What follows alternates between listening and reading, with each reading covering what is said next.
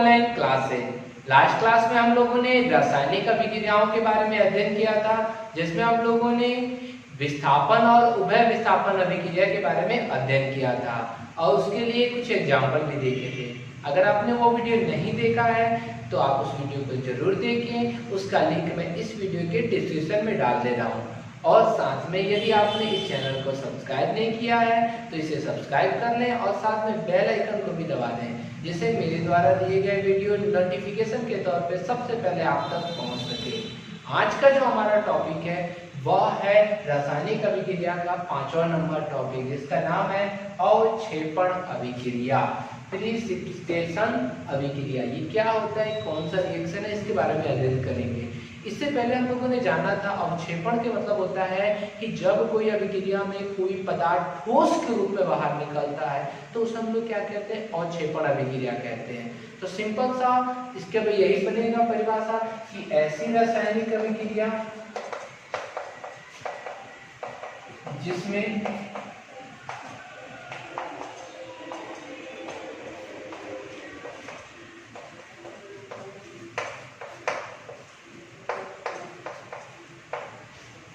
जिसमें कोई ठोस पदार्थ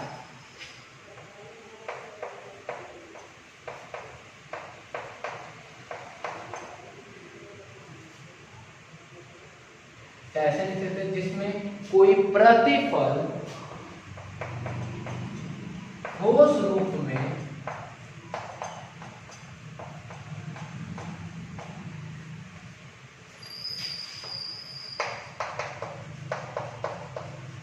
प्राप्त होता है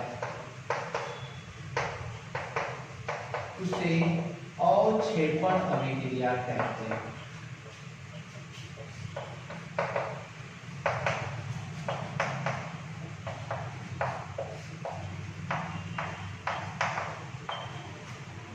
मीन्स ऐसी अभिक्रिया जिसमें कोई प्रतिफल मतलब जो रिएक्टेंट के बाद बनता है वह प्रतिफल ठोस रूप में या ठोस अवस्था में प्राप्त होता है, उसे हम लोग क्या कहते हैं, अवक्षेपण अभिक्रिया कहते हैं। जैसे अगर एग्जाम्पल के तौर पर अगर देखा जाए तो बहुत अच्छा एग्जाम्पल मैंने आप लोग को लोहे की कील वाला पढ़ाया था कि जब लोहे की कील को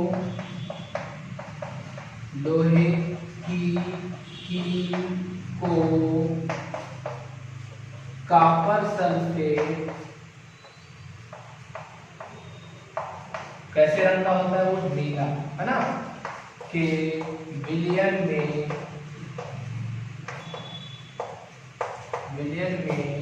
डाला जाता है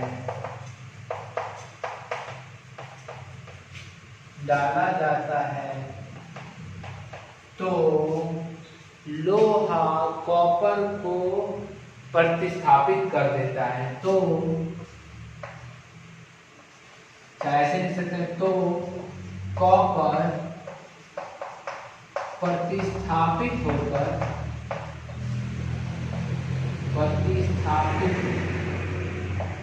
होकर ठोस रूप में विलयन से बाहर निकल जाता है।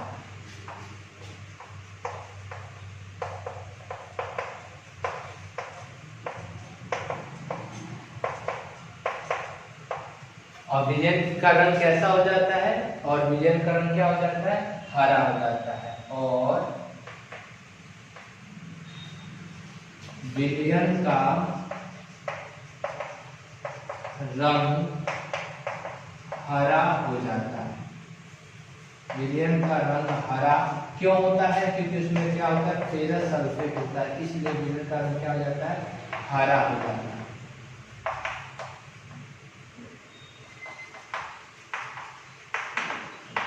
ठीक है, इतना ही लिख दीजिएगा। तब यहाँ पे क्या लिखिएगा, लोहा जो कि सॉलिड फॉर्म में था, इसको कॉपर सल्फेट के विलयन में हम लोगों ने डालने के बाद क्या हुआ, कॉपर जो है वह लोहा द्वारा प्रतिस्थापित हो गया, अर्थात FeSO4 बना, जो कि विलयन का रंग कैसा था, ये हरा रंग था।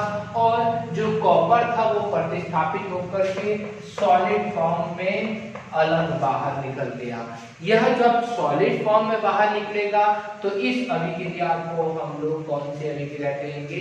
अवक्षेपण अभिक्रिया कहते हैं। और अवक्षेपण अभिक्रिया का चिन्ह होगा कि तीर का निशान नीचे की तरफ जाएगा, तो कौन सी अभिक्रिया होगी? अवक्षेपण अभिक्रिया होगी। तो क्लियर है? मिला लीजिए इसको। ये लोहा है, ये कॉपर सल्फेट है जिसका रंग कैसा है? नीला है, और ये है फेरस सल्फेट जिसका रंग कैसा हो जाता है? हरा हो जाता है। और यह ठोस के रूप में, अवक्षेप के रूप में कॉपर प्राप्त होता है, इसलिए इसे अवक्षेपण अभिक्रिया कहते हैं। इससे पहले वाले कल के वीडियो में मैंने आपको एक और उदाहरण पढ़ाया था जिसमें AgNO3 और NaCl का पढ़ाया था। इसको एक और बार ले लेते हैं एग्जांपल कि जब NaCl की अभिक्रिया AgNO3, NaCl सॉलिड है, NO3 विलयन है, AgNO3 की दूसरी NaCl की अभिक्रिया AgNO3 से कराई जाती है तो क्या होता है? Ag जो होता है वह इससे प्रतिस्थापित कर देता है, जिसके कारण Ag क्या बनता है? AgCl बनता है, और Na, चलिए आगे इसको लिख देते हैं, क्या बनता है? NaNO3 बनता है जो कि विलयन के रूप में होता है, और Ag जो होता है वो Cl के साथ मिलकर क्या बनाता है? AgCl बनाता है, जो कि किस रूप में होता है? ठोस रूप में। यहाँ पर ये विलयन के रूप में होता है और ये ठोस रूप में। तो ठोस रूप में विलयन से अलग हो जाता है, इसका चिन्ह ऐसे होगा, अर्थात ये भी कौन सी अभिक्रिया होगी? अवक्षेपण अभिक्रिया। तो अवक्षेपण अभिक्रिया समझ में आ गई? ऐसी अभिक्रिया जिसमें कोई भी प्रतिफल ठोस अवस्था के रूप में बाहर निकले तो हमारा वो कौन सा होगा? अवक्षेपण अभिक्रिया। जैसे यहाँ ठोस निकल रहा है, यहाँ पे भी ठोस रूप में निकल रहा है। इस टाइप के आप एग्जाम्पल बैक में देखिएगा, मैंने 4-5 और एग्जाम्पल कराए हैं। आप 2 और एग्जाम्पल ढूंढ के मेरे व्हाट्सएप पे भेज दीजिएगा अवक्षेपण अभिक्रिया का, जिसमें यह अवक्षेप के रूप में वो विलयन से बाहर निकलता है। ठीक है, तो इसको अच्छी तरह से उतार लीजिए। फिर हम नेक्स्ट अभिक्रिया देखते हैं।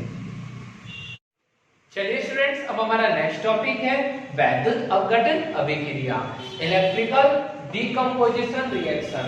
इससे पहले हम लोगों ने अपघटन अभिक्रिया पढ़ा था कि जिसमें एक बड़ा यौगिक दो या दो से अधिक प्रतिफल का निर्माण करता है, तो उसे हम लोग क्या कहते हैं? अपघटन अभिक्रिया कहते हैं। कल वाले वीडियो में परसों वाले वीडियो में हम लोगों ने पढ़ा था अपघटन या वियोजन अभिक्रिया कहते हैं।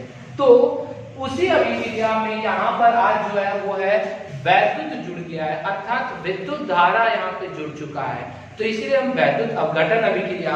तो ऐसी अभिक्रिया रासायनिक अभिक्रिया जिसमें विद्युत धारा प्रवाहित करने पर एक बड़ा यौगिक 2 छोटे-छोटे प्रतिफल के रूप में क्या हो जाता है? टूट जाता है, तो उस अभिक्रिया को वैद्युत अपघटन अभिक्रिया कहते हैं। तो सेम ऐसे लिख देते हैं, ऐसी रासायनिक अभिक्रिया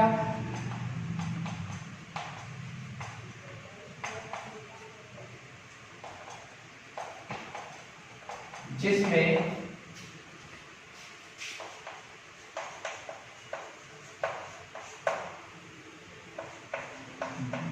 विद्युत धारा प्रवाहित करने पर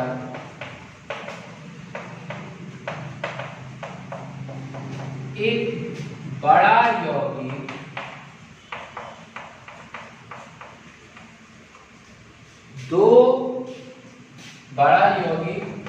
दो या दो से अधिक, ठीक है, या 2 ही रहती है, क्योंकि इसमें वैद्युत अपघटन में 2 ही ज्यादा नहीं होते हैं, एक हमारा एनोड पे जाता है, एक कैथोड पे जाता है। तो 2 छोटे-छोटे प्रतिफल के रूप में क्या होता है? प्राप्त होता है, उसे वैद्युत अपघटन अभिक्रिया है।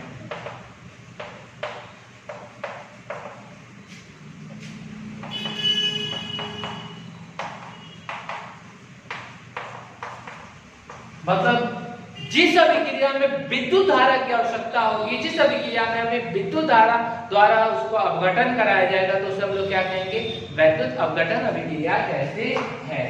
जैसे में अगर उदाहरण देखा जाए इसका, तो उदाहरण नंबर फर्स्ट हो जाएगा, जब सोडियम क्लोराइड के जलीय विलयन में सोडियम क्लोराइड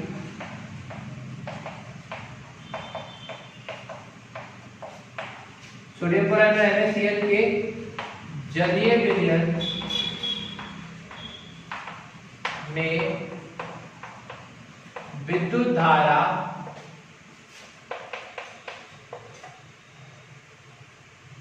प्रवाहित करने पर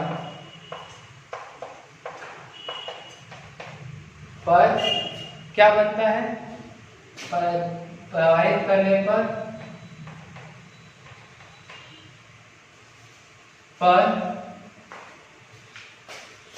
सोडियम धातु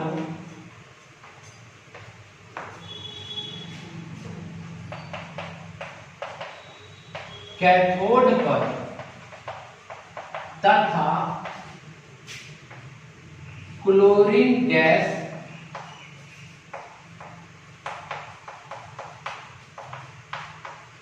एनोड पर मुक्त होती है।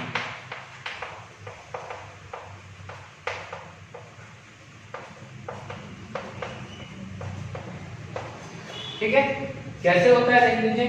सोडियम क्लोराइड क्या है, NaCl हो गया।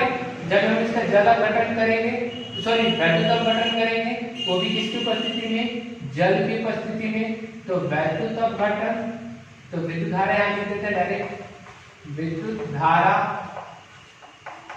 ठीक है, तो क्या बनेगा, सोडियम धातु एनोड पर, कैथोड पर, तो Na+ और Cl-, मतलब एक सोडियम धातु बनता है और एक क्लोरीन गैस बनती है। सोडियम धातु कैथोड पर मुक्त होता है और ये कहाँ मुक्त होता है, एनोड पर। ये किस पर होता है, कैथोड पर, और ये कहाँ होता है, एनोड पर। ठीक है, इसी प्रकार से हम लोग को केमिस्ट्री में तीसरे पार्ट में पढ़ना है धातु और अधातु में एल्युमिनियम का निष्कर्षण जब पढ़ना है, तो सेम ऐसे ही एल्युमिनियम के निष्कर्षण में भी वैद्युत अपघटन किया जाता है। तो उसको भी एक एग्जांपल के रूप में ले लेते हैं। एग्जांपल नंबर सेकंड, एल्युमिनियम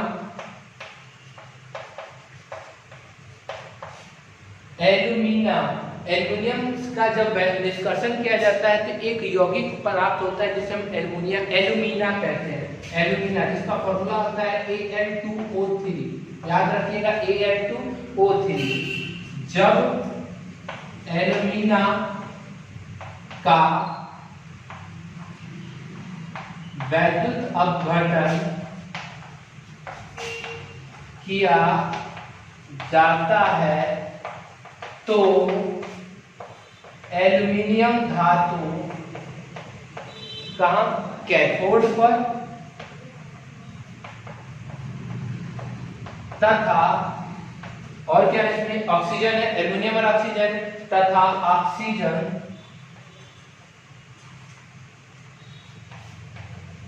कहां मुक्त होती है, एनोड पर मुक्त होती है।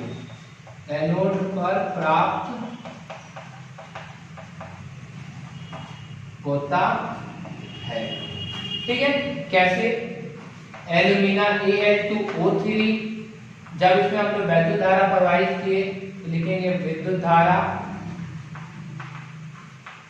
ठीक है, जैसे विद्युत धारा प्रवाहित करेंगे Al जो है वो अलग हो जाएगा, मतलब Al पे कौन सा, यहाँ पे 2 है तो 2Al। Al पे कौन सा चार्ज होता है, तो आपको पढ़ा होगा Al पे +3 का चार्ज होता है, तो यहाँ पे +3 आ जाएगा। और प्लस ऑक्सीजन कितने बार है, 3 बार है, तो 3O। ऑक्सीजन पे कितना चार्ज होता है, तो -2 चार्ज होता है। कितना होता है, -2 चार्ज होता है, तो यहाँ पे -2 आ जाएगा। ये कहाँ पर, कैथोड पर, और ये कहाँ पर, एनोड पर मुक्त होता है। तो इस प्रकार से हम लोगों ने देखा वैद्युत अपघटन अभिक्रिया। तो वैद्युत अपघटन अभिक्रिया क्या है कि ऐसी रासायनिक अभिक्रिया जिसमें विद्युत धारा प्रवाहित करने पर एक यौगिक दो छोटे छोटे प्रतिफल के रूप में प्राप्त होता है, मतलब बढ़ जाता है, टूट जाता है, तो उसे हम लोग क्या कहते हैं, वैद्युत अपघटन अभिक्रिया कहते हैं। जैसे सोडियम क्लोराइड का जलीय विलयन में विद्युत धारा प्रवाहित करने पर सोडियम धातु कैथोड पर तथा क्लोरीन गैस एनोड पे मुक्त होती है। पहला ये हमारा हो गया। दूसरा नंबर है हमारा, जब एल्यूमिना मतलब एल्युमिनियम ऑक्साइड का जब वैद्युत अपघटन किया जाता है तो एल्युमिनियम धातु कैथोड पर तथा ऑक्सीजन जो गैस होती है वो एनोड पर मुक्त होती है। Al2O3 तो वैद्युत धारा प्रवाहित करने पर 2Al का 3+ कैथोड पर और ये 3O डबल माइनस कहां पर, एनोड पर मुक्त होता है। तो इस प्रकार से ये वैद्युत अपघटन अभिक्रिया होती है। आज के लिए इतना ही। अगले वीडियो में हम लोग नेक्स्ट जो है हमारा उस अभिक्रिया के बारे में अध्ययन करेंगे।